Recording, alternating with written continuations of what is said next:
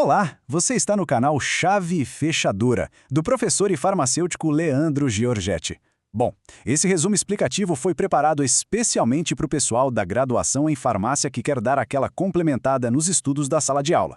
Hoje, nós vamos destrinchar um assunto que é literalmente o coração da nossa profissão: o uso racional de medicamentos. E a gente não vai focar só na pílula em si, tá? Vamos passar por todo o ciclo de vida do medicamento, desde o momento em que a caneta toca o papel na prescrição até a hora do descarte. Bora lá?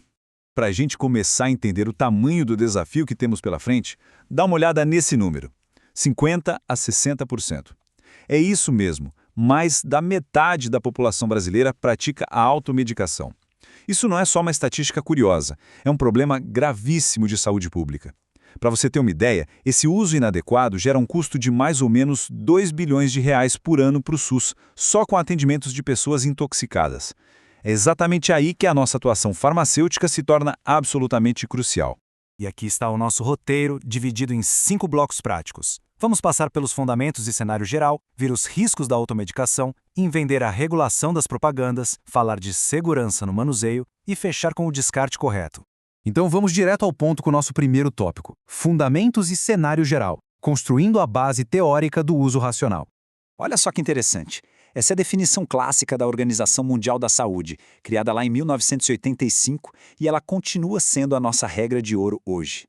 Se você ler com atenção, vai ver que é como montar um quebra-cabeça. Não é só entregar uma caixinha no balcão. Envolve a condição clínica exata, a dose totalmente individualizada, o tempo certinho de uso e, claro, o menor custo possível.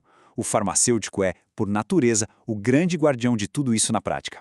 E essa definição se apoia em 5 pilares fundamentais: seleção, prescrição, dispensação, administração e adesão apropriadas. Mas eu quero puxar sua atenção para os pontos 3 e 5, dispensação e adesão, porque é exatamente aí que a gente entra em campo. Uma dispensação mal feita ou a falta de acompanhamento para garantir que o paciente não desista do tratamento no meio do caminho pode colocar a perder uma prescrição que estava perfeita. Com essa base bem firme, a gente entra no segundo tópico: práticas e riscos com a automedicação, onde a teoria tromba com a realidade da farmácia comunitária. Todo mundo já viu essa cena, né? Essas pilhas de cartelas sobrando nas gavetas de casa representam a nossa famosa polifarmácia e o estoque doméstico sem controle. Essas sobrinhas de tratamentos antigos são prato cheio para a pessoa sentir uma dorzinha de cabeça e ir logo tomando o que achar pela frente, sem falar com um profissional. Então fica a grande questão clínica para a gente pensar: qual é o verdadeiro impacto disso? Quando a pessoa engole aquele comprimido por conta própria, o que de fato está em jogo? A coisa é muito séria. A automedicação pode mascarar sintomas de problemas muito maiores e atrasar diagnósticos que poderiam salvar vidas. Pode causar alergias graves, interações pesadas e, lógico, intoxicação. E falando de saúde global, o uso irracional de antibióticos é hoje o grande vilão por trás da resistência antimicrobiana. Vocês, como estudantes da área, precisam ter isso na ponta da língua todos os dias. E por que será que as pessoas se medicam tanto assim? A resposta está no nosso terceiro tópico: a regulação da propaganda no Brasil e a relação direta entre mídia e consumo.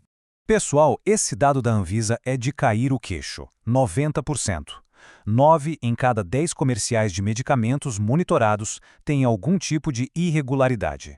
A publicidade acaba jogando o medicamento no mesmo balaio de um chiclete ou refrigerante, criando uma necessidade de compra que não existe e estimulando o uso irracional.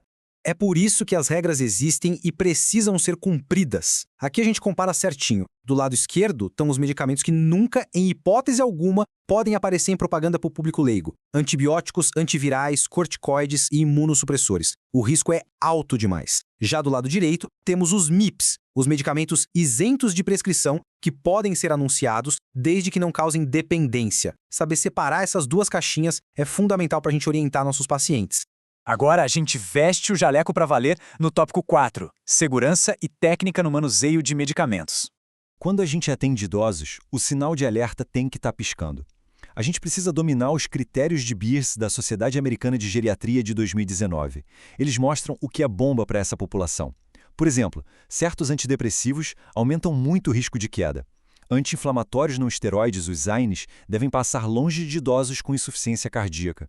E misturar opioides com benzodiazepínicos é risco seríssimo de sedação profunda e parada respiratória. Nessas horas, atuar na desprescrição junto com o médico é literalmente salvar uma vida.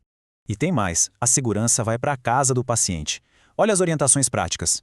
O pior lugar do mundo para guardar remédio é no banheiro ou na cozinha. A variação de calor e umidade destrói o princípio ativo.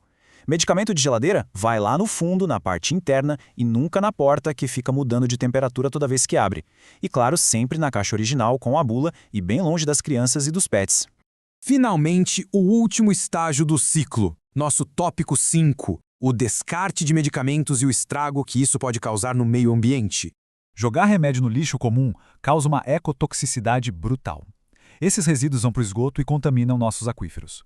Para vocês terem noção da gravidade, resíduos de hormônios como o etilneestradiol estão causando a feminização de peixes na natureza. Além disso, a gente vê a bioacumulação em organismos e bactérias ficando resistentes ali mesmo, soltas no meio ambiente.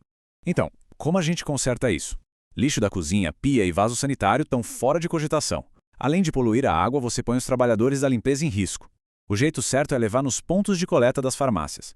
A gente ensina o paciente a tirar da caixinha para proteger os dados pessoais e a separar material perfuro-cortante, tipo agulha de insulina. E eu deixo essa provocação para vocês. Como é que a gente vai cobrar da sociedade o uso racional se a gente não começar mudando a cultura dentro da nossa própria casa e no nosso balcão?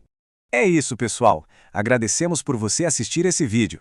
Esperamos que este conteúdo tenha sido muito útil para você. Inscreva-se no canal Chave Fechadura e compartilhe com seus colegas e em suas redes sociais. Até a próxima!